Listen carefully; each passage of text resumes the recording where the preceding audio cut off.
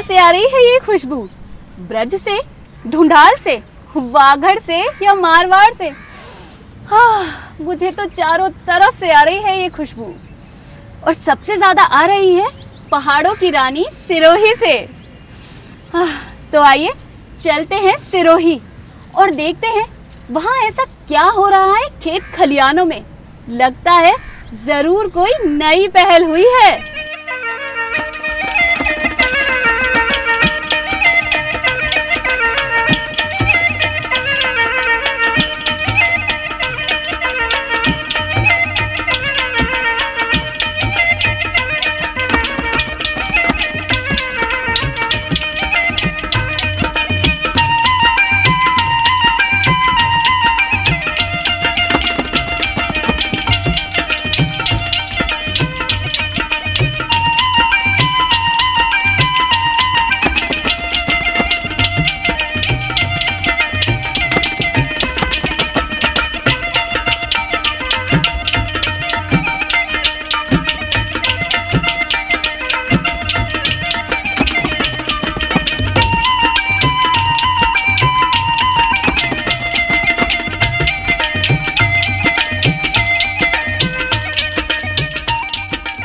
राजस्थान की आबो हवा में छत पुष्पिका की महक।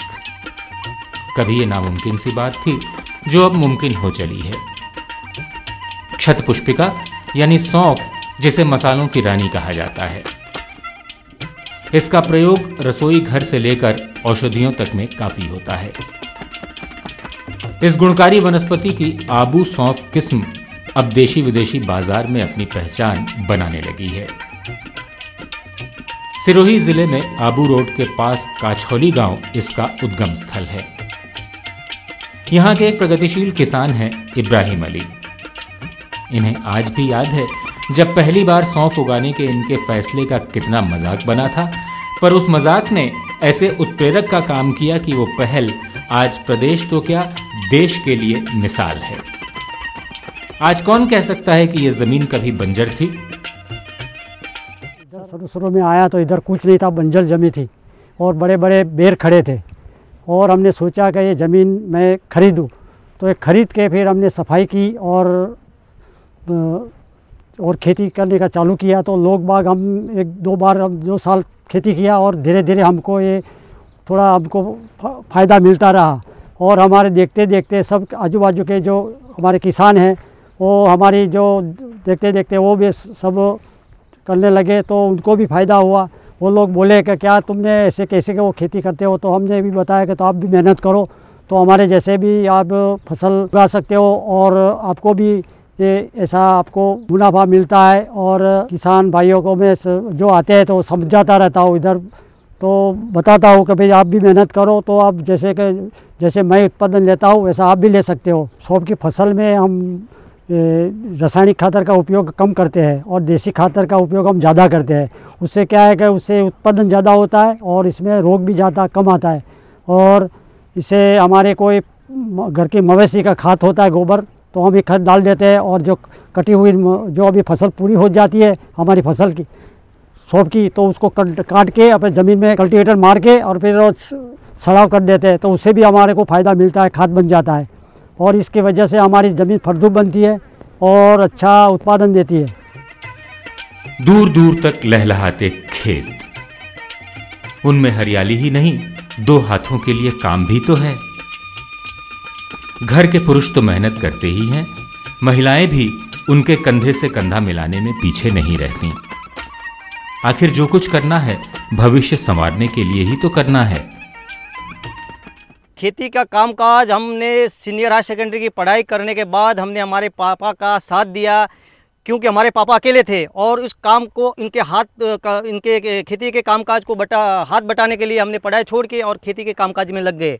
और हमको बहुत आनंद होता है, जिससे हमको इसमें हमारा भी पेट भर जाता है और हम औरों को दुनिया के लिए भी सोचते हैं। आबू सौंफ की जो फसल हमारे और हमारे परिवार और हमारे फादर के प्रयासों से जो हमने एक खेती के कामकाज में लगे हुए हैं, इससे हमारा तो भरण पोषण होता है, हम दुनिया का भी भरण पोषण करते हैं और हमारे साथ जो यहाँ आदिवासी लेबर है उनको भी हम रोज़गार देते हैं। दिल्ली के 50 लेबरों को हम रोज़गार देते हैं और जो क्वालिटी बनाया है जो आबू सौंफ, ये हमारी फादर का देन है और हमारे मदर का इसमें बहुत सारा योगदान है, जिससे हमारी ये जो क्वालिटी है, ये क्वालिटी के जो दाम हैं जो मिलते हैं जो हमारी इन फादर की प्रेरणा से, और जो क्वालिटी है जो हमने बनाई आबू सौंफ की, ये जो ऊंझा के अंदर नाम से बिकती है, जो हमारे फादर के नाम से आयल नाम से बिकती है।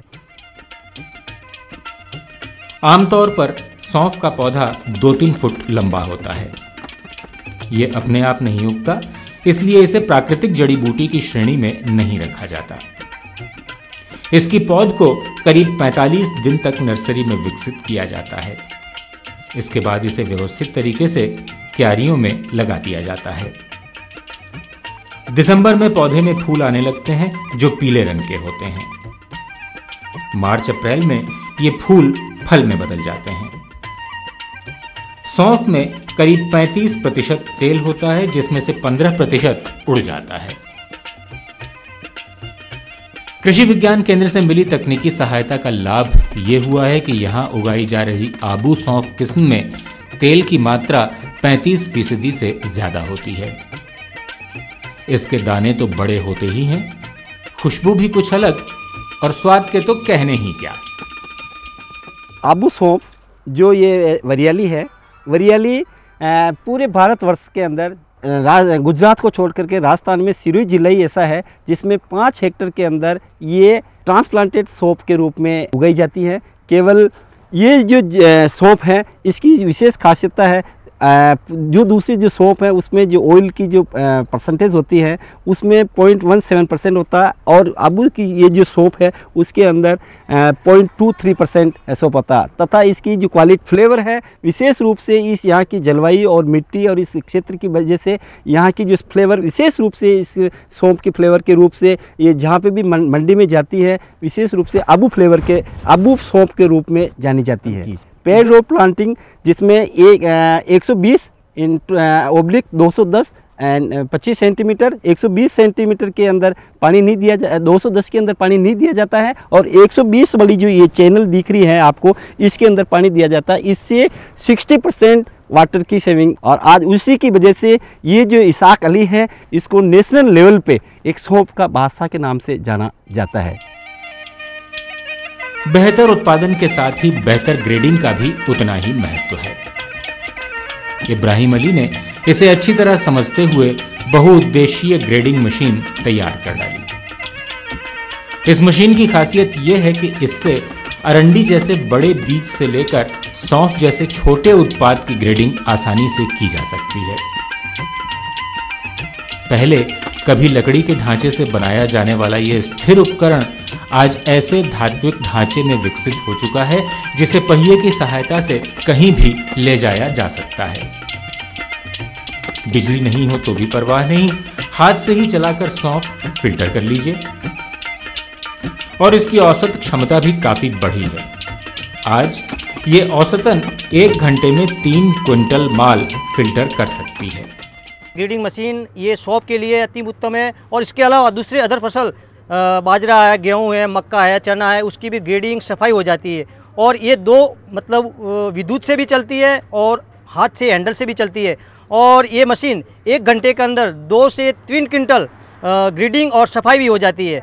और ये हर एक किसानों के पास ये हमारी ये देखी अब सिरोही ज़िले में 200 किसानों के पास ये मशीन है। और ये मशीन बहुत छोटी है लेकिन इसका काम बहुत बड़ा है, जिससे किसानों को हवा का इंतज़ार करना नहीं पड़ता और आसानी से काम हो जाता है। 20 साल पहले हमने एक गुजरात के अंदर एक ढांचा देखा था, उस ढांचा को हमने लाके हमारे दिमाग के अंदर बिठा के उसको हमने थोड़ा मॉडिफाई करके उसको चेंज करके और गांव के एक लोहार के माध्यम से हमारा उसको आइडिया दे के हमने एक ढांचा तैयार करवाया और एक मशीन तैयार करवाई। और मशीन हमारे खेत के अंदर इसका उपयोग किया और हमारे को मशीन हमको कंफर्टेबल लगी और सभी फसलों के लिए आरामदायक, जैसे ग्रेडिंग सफाई का काम करने लगे। तो दूसरे आजू बाजू किसान, सिरोही जिले के किसान हमारे खेत पे आने लगे और इस मशीन की बारे में उनको जानकारी दी और उनको भी लगा कि नहीं ये काम की चीज़ है। तो हमारे ये सिरोही जिले में 200 किसानों के पास ये मशीन पहुंच चुकी है। तो जिसका मेरे को आनंद है कि जो मैंने जो मशीन हमारे और हमारे पिताश्री ने बनाई है, जिसका आनंद हमारे पूरे किसान लोग ले रहे हैं।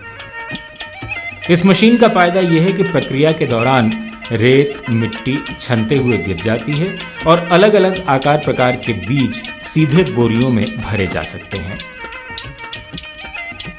इब्राहिम अली की पहल अब मानो बड़े कारवां में तब्दील होने लगी है। किसानों में सौंफ की खेती के प्रति रुझान बढ़ा है, रोजगार में इजाफा हुआ है और जीवन में खुशहाली नजर आने लगी है। कम पानी में अच्छी आमदनी वाली रोग मुक्त पैदावार मिले तो कौन नहीं जुड़ना चाहेगा। इब्राहिम भाई के वहाँ हमने बैठक थी तो उन्होंने हमको सलाह दी कि आपको मैं खेत पड़ोस में दिलवा दूँ, तो 5-6 साल से हम वही शॉप करते हैं, तो इनको हमको संतोष है और इसमें मुनाफा भी अच्छा है। इसलिए मेरे पास 5-10 लेबर काम करते हैं तो उनको भी रोजी मिलती है और हमको भी मिल जाता है, इसलिए हमको संतोष है कि वही काम अच्छा है। यूँ आज के दौर में जहां कई बार महसूस होता है कि किसान संतुष्ट नहीं है और वो रोजगार के नए अवसर तलाश रहा है, इब्राहिम अली और उन जैसे प्रगतिशील किसान नई इबारत लिखने में जुटे हैं। उनकी भावी पीढ़ी उत्साह और आत्मविश्वास से लबरेज है। यकीनन खुशहाली आई है, जिंदगी बदल रही है और सबसे बड़ी बात ये कि बच्चों के मन में बुजुर्गों के प्रति श्रद्धा है, तो बुजुर्ग भी प्यार लौटाने में पीछे नहीं है। काम के प्रति समर्पण, ईमानदारी और आस्था का ही परिणाम है कि इब्राहिम अली और उनके पुत्र इशाक को ढेरों पुरस्कार और सम्मान से नवाजा जा चुका है। अब बात चाहे आधुनिक खेती की हो या आधुनिक ग्रेडिंग मशीन की।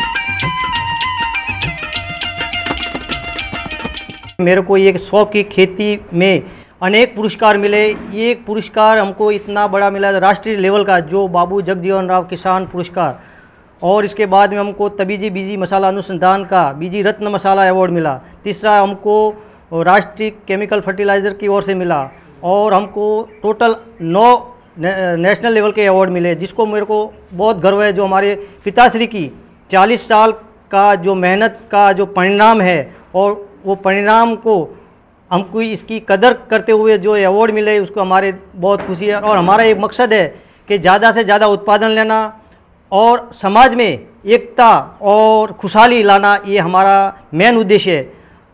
परिवार के साथ समाज और देश की भी उन्नति हो और समाज के अंदर भाईचारा बढ़ा रहे, ये मेरा और मेरा परिवार का मेन उद्देश्य है। आज आलम यह है कि प्रदेश के सरसों उत्पादक क्षेत्रों में सौंफ के प्रति रुझान बढ़ रहा है। कैल्शियम, सोडियम, फास्फोरस, आयरन और पोटेशियम जैसे तत्वों से भरपूर सौंफ याददाश्त और नेत्र ज्योति बढ़ाती है, कोलेस्टेरॉल काबू में रखती है। धूम्रपान छोड़ने के कारगर उपायों में शुमार है गुणकारी सौंफ।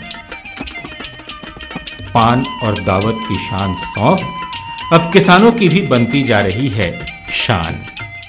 वाकई कितने अनूठे स्वाद वाली है ये सौंफ, और खुशबू का तो मुकाबला ही नहीं।